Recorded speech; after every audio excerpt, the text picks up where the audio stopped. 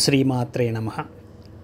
విజ్ఞానమిత్ర ఈ YouTube channel ద్వారా ముఖ్యంగా మనం ఏం చేస్తున్నామంటే ఈ సైన్స్ని అంటే ఆర్టిఫిషియల్ ఇంటెలిజెన్స్ అనుకోండి, అలాగే ఆధ్యాత్మికత ఈ రెండింటిని కలిపి మన భవిష్యత్తు ఎలా ఉండాలి అంటే ముఖ్యంగా పిల్లల్ని ఉద్దేశించి దీనిలో ఎక్కువ వీడియోస్ మనం క్రియేట్ చేస్తున్నాం. ఇప్పుడు పిల్లలకి మనం లలితా సహస్రనామం చదవమంటే ముందు వాళ్ళ విషయం పక్కన పెట్టండి, మనం అనుకుంటాం పిల్లలకి ఏ విధంగా ఉపయోగపడుతుందని. లలితా సహస్రనామంలో ప్రతి నామం ద్వారా అమ్మవారు ఏం చెప్తుందంటే, మీరు ఈ గుణగణాలు కలిగి ఉంటే మీలో భయం ఉండదు, ఎప్పుడు మీకు ఒక అభయం ఉంటుంది, అలాగే మీలో అశాంతి ఉండదు, ఒక శాంతి ఉంటుంది, మీలో శ్రద్ధ కలుగుతుంది. ప్రతి నామాన్ని మనం ఒకసారి అర్థం చేసుకుంటే ఆ నామాల ద్వారా పిల్లలు చాలా అభివృద్ధిలోకి వస్తారు. చదువులో కానీ అలాగే భవిష్యత్తులో మంచి ఉపాధికి వెళ్ళాలన్నా కూడా పిల్లలకు సహస్రనామాల ద్వారా ఎంతో లబ్ధి చెందుతుంది. ముఖ్యంగా అన్ని నామాలు తెలుసుకోవాల్సిన అవసరం లేదు, కనీసం కొన్ని నామాలన్నా పిల్లలు అర్థం చేసుకుంటే, అలాగే వారి జీవితంలో ఆ నామాల్ని వాళ్ళు కానీ కనెక్ట్ చేయగలిగితే, అంటే ఒక సందర్భం వచ్చినప్పుడు, ఒక భయం వచ్చినప్పుడు ఆ అమ్మవారి నామం వాళ్ళకి అభయం కింద వస్తే ఇంకా అంతకన్నా మనం ఇవ్వాల్సింది ఏమీ లేదు పిల్లల్ని. అందువల్ల ఈ వీడియో ద్వారా మనం ఏం చేస్తున్నామంటే కొన్ని నామాలు, అమ్మవారి నామాలు తీసుకొని దానిని కథల రూపంలో మనం పిల్లలకు అందించే ప్రయత్నం చేస్తున్నాం. అందువల్ల చక్కగా మీ పిల్లలు అలా హాయిగా వాళ్ళు ప్రశాంతంగా ఉన్నప్పుడు, లేదు రాత్రిపూట పడుకున్నప్పుడు వాళ్ళకు ఒక్కసారి ఈ వీడియో పెడితే కథల రూపంలో అమ్మ యొక్క నామం అనే అనుగ్రహం వాళ్ళకు అందుతుంది. వాళ్ళ జీవితం అద్భుతంగా ఉంటుంది. నమస్కారం. ఈరోజు మన ముందున్న ఆధారం చాలా అంటే చాలా ప్రత్యేకమైనది. అవును.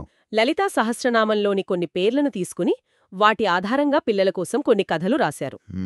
మనమిప్పుడు దేని గురించి మాట్లాడుకోబోతున్నామంటే, ఈ ప్రాచీన జ్ఞానాన్ని ఈనాటి పిల్లలకు అంటే కోపం, దయ, వినయం లాంటి పెద్ద పెద్ద విషయాలను నేర్పించడానికి ఒక పేరెంటింగ్ హ్యాక్ లాగా వాడొచ్చా?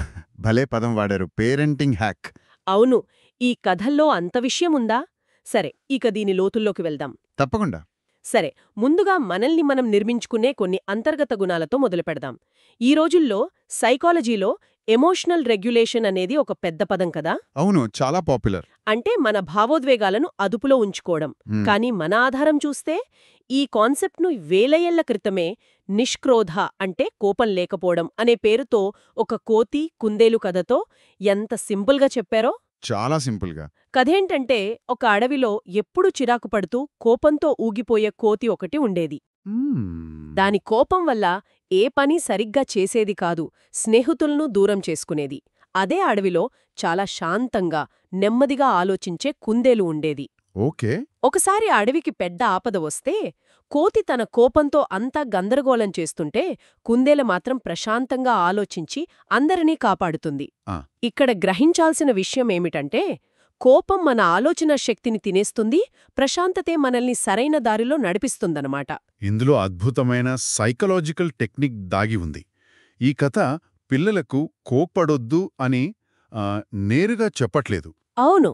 కోపాన్ని ఒక పాత్రగా, అంటే ఆ కోతిగా బయట చూపిస్తోంది. ఓ అలాగా.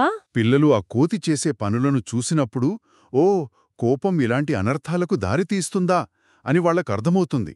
అంటే వాళ్లలో కలిగే కోపాన్ని వాళ్లకు సంబంధం లేని ఒక బయటి వస్తువుగా చూడటం నేర్పుతుంది. కరెక్ట్. ఇది వాళ్ల భావోద్వేగాలను అర్థం చేసుకోవడానికి, వాటిని నియంత్రించుకోవడానికి చాలా శక్తివంతమైన పద్ధతి. కుందేలు శాంతానికి ప్రతీక.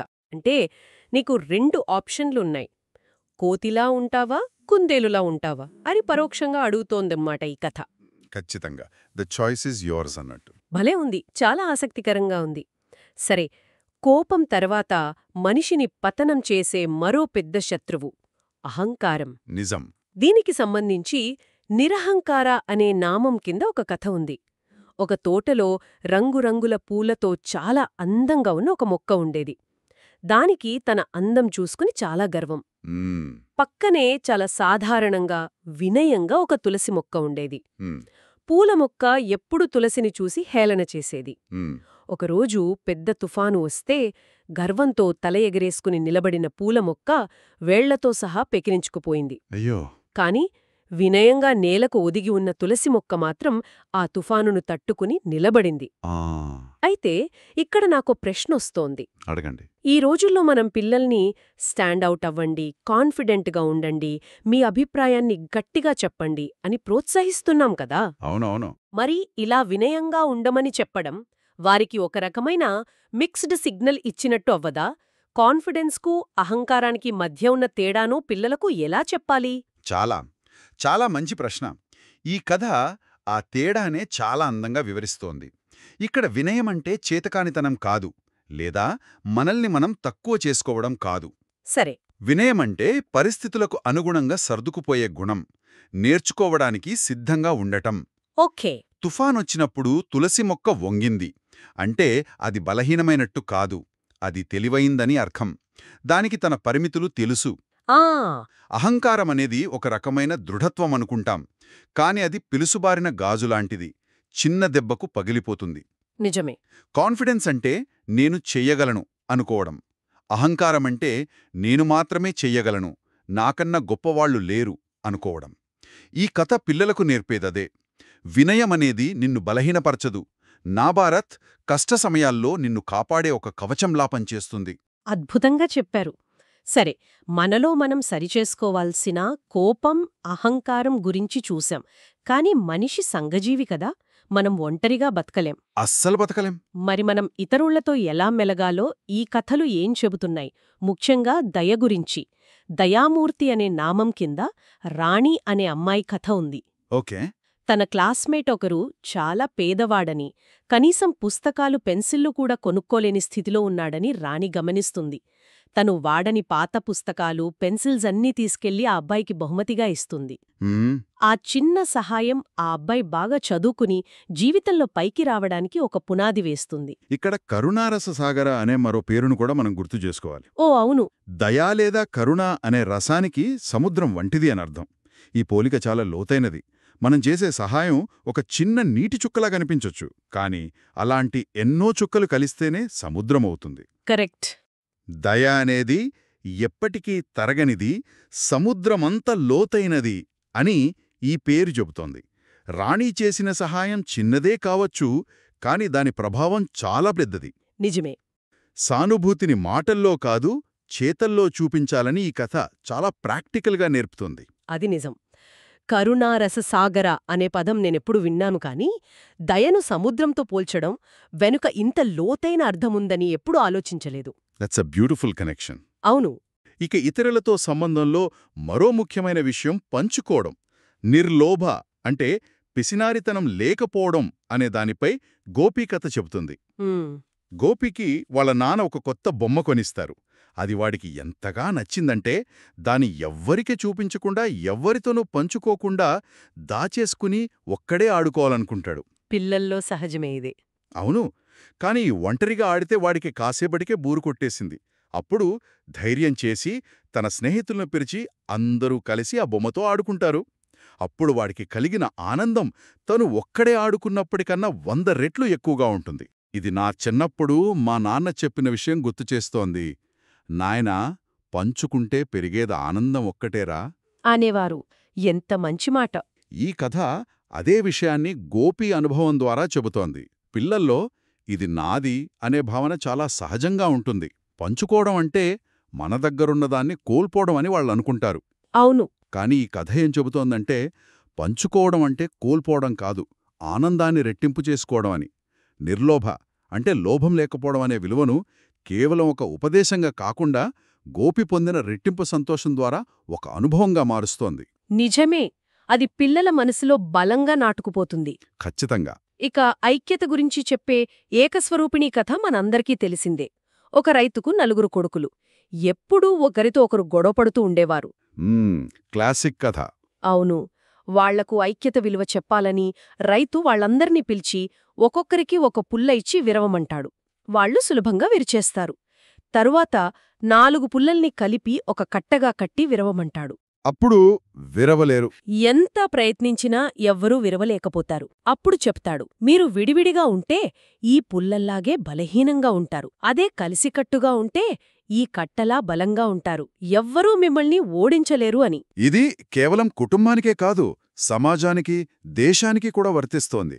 ఇక్కడ ఏకస్వరూపిణి అంటే ఒకే రూపం గలది అనే పేరు వెనుక ఉన్న తత్వాన్ని మనం గమనించాలి. చెప్పండి. మనం బయటకు వేరువేరు రూపాల్లో వేరువేరు వ్యక్తులుగా కనిపిస్తున్నా మనందరిలో అంతర్లీనంగా ఒకే చైతన్యం, ఒకే శక్తి ఉందని, మనమంతా ఒకటేనని చెబుతోంది. ఓ, ఈ భౌతిక రూపాలు వేరైనా మన సారం ఒక్కటేనని, ఆ ఐక్యతను గుర్తించినప్పుడే మనం నిజమైన బలాన్ని పొందుతామని ఈ పేరు, కథ రెండూ చెబుతున్నాయి. చాలా లోతైన అర్థముంది.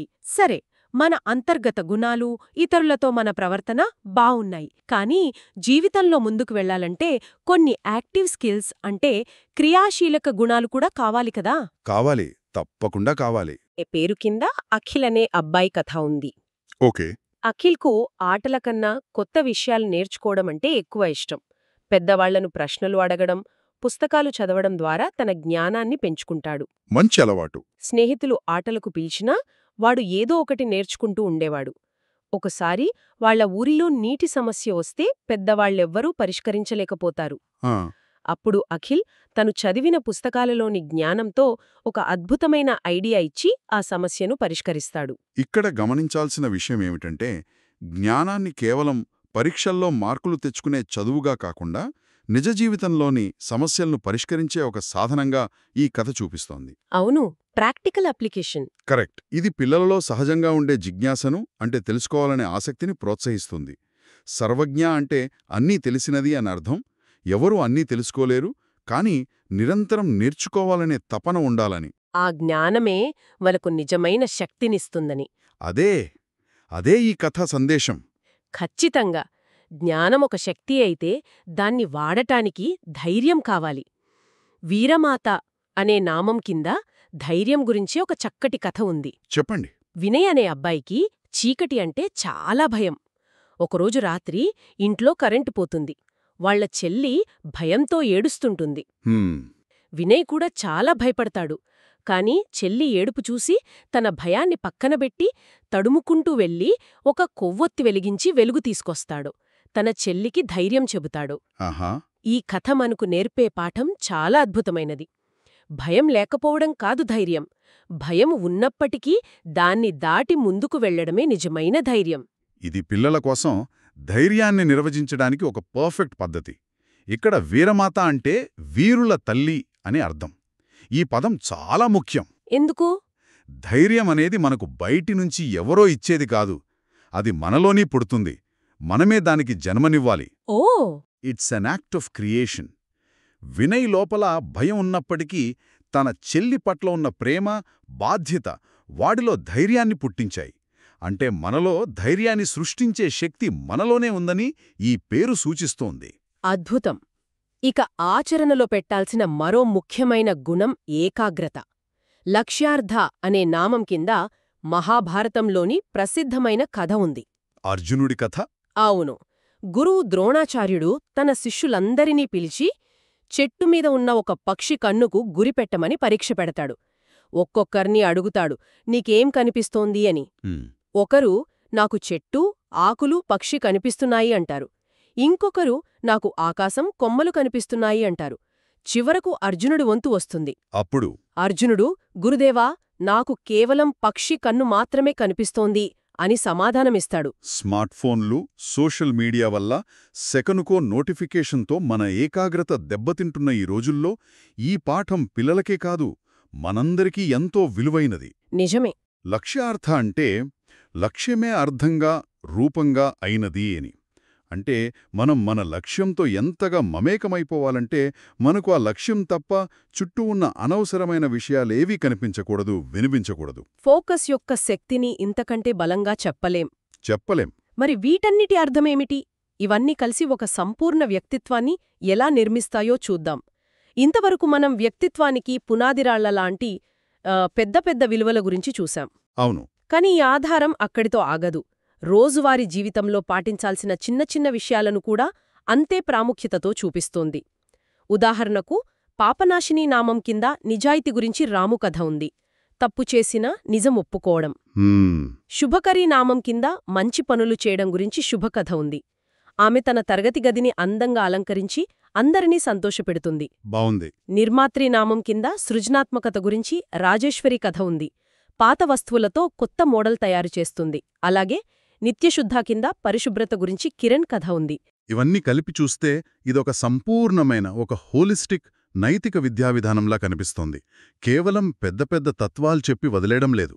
కరెక్ట్. భావోద్వేగ నియంత్రణ దగ్గర మొదలుపెట్టి సామాజిక ప్రవర్తన, క్రియాశీలక గుణాలు, చివరికి నిజాయితీ, సృజనాత్మకత, పరిశుభ్రత వంటి రోజువారీ అలవాట్ల వరకు ఒక మనిషి సంపూర్ణ వ్యక్తిగా ఎదగడానికి కావలసిన ప్రతి అంశాన్ని ఈ కథలు స్పృశిస్తున్నాయి. అవును. పిల్లలకు శ్లోకాలు ఎందుకు నేర్పించాలి అని ఎవరైనా అడిగితే వాటిల్లోని విలువల సారాన్ని ఇలా కథల రూపంలో వాళ్ల జీవితంలో భాగం చేయడానికే అని చెప్పడానికి ఇదొక ఆచరణాత్మక సమాధానం. ఇది శ్లోకాలను బట్టి పట్టించడం కాదు, వాటిని జీవించడం నేర్పుతుంది అన్నమాట. ఖచ్చితంగా. ముగింపుగా చెప్పాలంటే వీటిని కేవలం మతపరమైన కథలు అని కొట్టిపారేలేం మనం. అస్సలు కాదు. ఇవి మానవత్వానికి అసలు మూలమైనవి, బేసిక్ వాల్యూస్ అంటాం కదా. అవును, ఫండమెంటల్స్. భావోద్వేగ నియంత్రణ, కరుణ, ఐక్యత, పట్టుదల, సృజనాత్మకత వంటి వాటిని నేర్పించే ఒక కాలాతీత విద్యా విధానం. ప్రాచీన జ్ఞానాన్ని నేటి తరానికి అర్థమయ్యే రీతిలో ఆచరణీయంగా అందించే ఒక చక్కని ప్రయత్నమిది. ఒక ఆలోచింపజేసే చివరి ప్రశ్నతో ముగిద్దాం. తప్పకుండా. ఈ ఆధారమంతా పిల్లలకు విలువలు ఎలా నేర్పించాలి అనే దానిపై దృష్టి పెట్టింది. అది చాలా గొప్ప విషయం. కానీ పెద్దలుగా మనం కూడా ఆలోచించాల్సిన విషయం ఒకటుంది. ఏమిటది? మన సంక్లిష్టమైన ఆధునిక జీవితాల్లో, ఆఫీస్ టెన్షన్లలో, సామాజిక ఒత్తిడులలో నిష్క్రోధ, కోపం లేకపోవడం లేదా నిర్లోభ, అత్యాశ లేకపోవడం వంటి ఈ సరళమైన ప్రాథమిక విలువలను మనమెంత తరచుగా స్పృహతో పాటిస్తున్నాం? ఆలోచించాల్సిన విషయమే. ఈ పిల్లల కథలు కేవలం పిల్లల కోసమేనా, లేక అవి మన చర్యలకు కూడా అద్దం పడుతున్నాయా?